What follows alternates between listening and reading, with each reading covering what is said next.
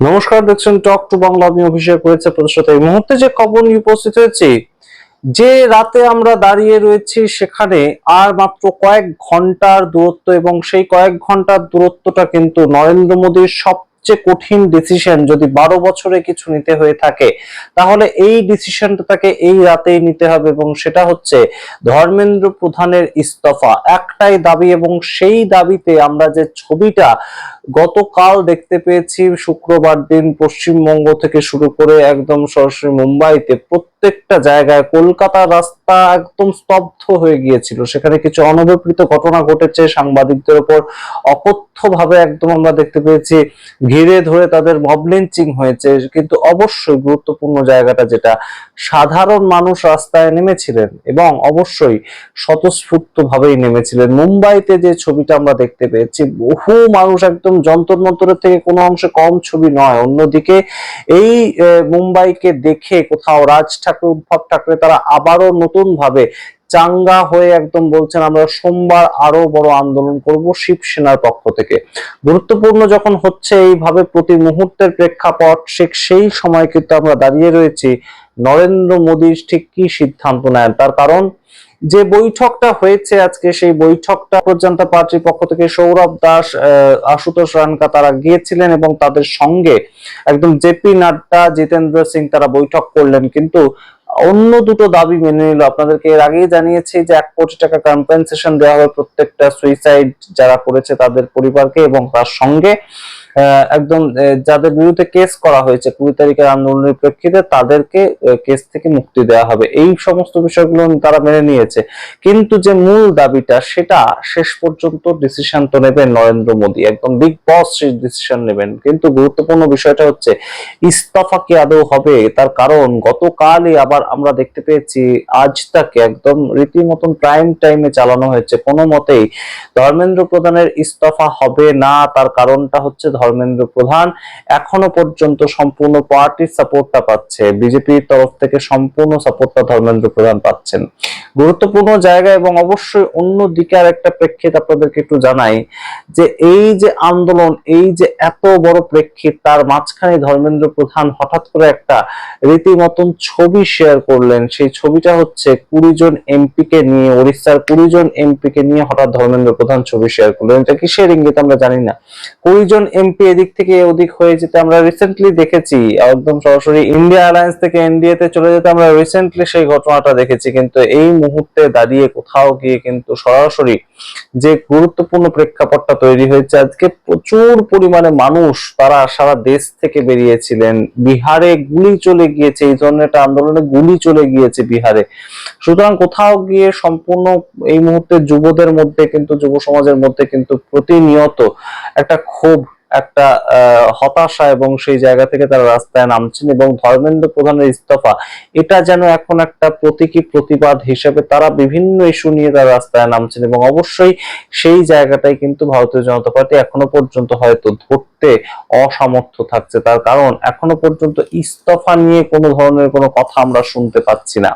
সেই জায়গাগুলো অবশ্যই তাৎপর্যপূর্ণ হয়ে উঠছে, এবং নরেন্দ্র মোদী শেষ পর্যন্ত কি ডিসিশন নেয় সেই বিষয়টা কিন্তু এই মুহূর্তে তাৎপর্যপূর্ণ হয়ে উঠছে। আপনাদেরকে জানাই যে একদম সরাসরি এই যে বিষয়টা চলছে, তার মাঝখানে বিজেপি আইটি সেল দিয়ে যথেষ্টই ট্যাকেল করার চেষ্টা করছে। তার কারণ, রিসেন্টলি একটা ভিডিও খুব ভাইরাল হচ্ছে, নরেন্দ্র মোদীর ভিডিও, সেটা আপনারা একটু দেখুন সেই ভিডিওটা। तमाशा करने वालों को क्या खबर,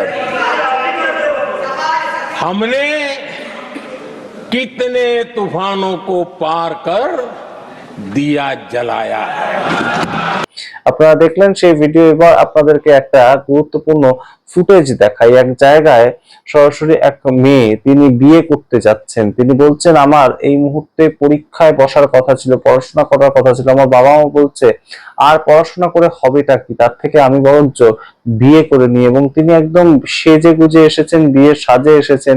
তিনি আন্দোলন করে, প্রোটেস্ট করে সম্পূর্ণ বলছেন তিনি বিয়ে করতে যাবেন। হতাশা চোখে মুখে ফুটে উঠছে।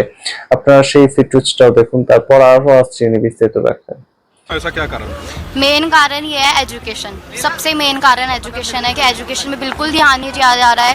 धर्मेंद्र ने जो कर रहे हैं ना हमारे साथ, बहुत ही गलत कर रहे हैं। मैं खुद स्टूडेंट हूँ, यहाँ तक कि नीट की तैयारी करी थी, पर अब लग रहा है नहीं करना चाहिए, क्योंकि माता पिता बोल रहे हैं कि करके क्या मिलेगा तेरे को, क्या मिलेगा, इतना पढ़ के सब चीज़ आप देख ही रहे हो, सब चीज़ न्यूज़ में। अब लग रहा है कि कुछ नहीं हो पाएगा। अब शादी कर लो, सबसे बढ़िया। इसलिए आप शादी करने चले? हाँ जी, शादी करने जा रही हूँ। तो कब जा रही है शादी? शादी करने यहाँ से जाऊंगी सीधा। আপনারা শুনলেন, কিন্তু এই মুহূর্তে সবচেয়ে তাৎপর্যপূর্ণ বিষয় যে ধর্মেন্দ্র প্রধান তিনি কি ইস্তফা দেবেন, নরেন্দ্র মোদীকে কি মাথা নোয়াতে হবে আমরা জানি না। তবে অবশ্যই এই মুহূর্তে অভিজিৎ দীপকে তাদের পক্ষ থেকে যে কথাটা বলা হয়েছে, অভিজিৎ দীপকে বলছেন যে ধর্মেন্দ্র প্রধানের ইস্তফা সেটা লোড হচ্ছে, অর্থাৎ শেষ পর্যন্ত সেই ইস্তফাটা আসতে চলেছে। কিন্তু অন্যদিকে এই আশুতোষ রানকা এবং সৌরভ দাস তারা বলছেন যে যদি ধর্মেন্দ্র প্রধানের ইস্তফাটা আমরা দেখি যে দুপুর 2টো অবধি হলো না, শনিবার দুপুর 2টো অবধি যে সময়টা সরকারের কাছ থেকে চেয়ে নেওয়া হয়েছে, তাহলে কিন্তু আমরা আবারও একটা নেশন ওয়াইড কল দেব, এবং সেই কলটা অবশ্যই কিন্তু 20 তারিখের মতোই একটা কল দেবো। এবং অবশ্যই আপনারা জেনে রাখুন যে 20 তারিখে সাধারণ মানুষ অবশ্যই যুক্ত হয়েছিলেন, বহু মানুষ যুক্ত হয়েছিলেন, কিন্তু সেটা আনঅর্গানাইজড ছিল। কিন্তু এবারে অবশ্যই কিন্তু যদি সেকেন্ড এরকম একটা কল দেওয়ার আবারও প্রেক্ষিত তৈরি হয়, নরেন্দ্র মোদী সরকার যদি শেষ পর্যন্ত ধর্মেন্দ্র প্রধানের ইস্তফাটা না গ্রহণ করেন, তাহলে কিন্তু অবশ্যই এর থেকেও বড় একটা আন্দোলন তৈরি হবে, তেমন অনেকেই সম্ভাবনা দেখছেন। সম্পূর্ণটা রাখলাম আপনাদের সামনে, আপনারা দেখলেন বিভিন্ন ফুটেজ, এবং অবশ্যই কলকাতা যেভাবে ঝাঁপিয়ে পড়লো, যে কলকাতার মানুষ কয়েকদিন আগে মাত্র তৃণমূল সরকারকে সরিয়ে বিজেপি সরকারকে আনলো, সেই বিজেপি সরকারের এই কেন্দ্রীয় মন্ত্রীর ইস্তফার জন্য কলকাতার মানুষ এভাবে ঝাঁপিয়ে পড়লো, যেখানে একদম সরাসরি শ্যামাপ্রসাদ মুখার্জির মাটি, এবং যেটা একদম শ্যামাপ্রসাদ মুখার্জির জন্মদিন, সেটাকেও সেলিব্রেট করলো প্রত্যেকটা জায়গাতে। সেখানে এই ধরনের ছবি দেখতে হবে, আমরা সত্যিই ভাবতে পারিনি যে সাধারণ মানুষ এইভাবে রাস্তায় নামলেন। সারা দেশ থেকে এই আন্দোলন উঠে আসছে, সেটা তামিলনাড়ু হতে পারে, মুম্বাই হতে পারে, গুজরাট হতে পারে, চেন্নাই হতে পারে, বেঙ্গালুরু হতে পারে, কিংবা একদম অরুণাচল প্রদেশ, আসাম হতে পারে। প্রত্যেকটা জায়গা থেকে এইভাবে জেন জি রাস্তায় নামবে। ভারতবর্ষে এই ধরনের আন্দোলন কখনোই কিন্তু দেখা যায়নি স্বাধীন ভারতের ইতিহাসে।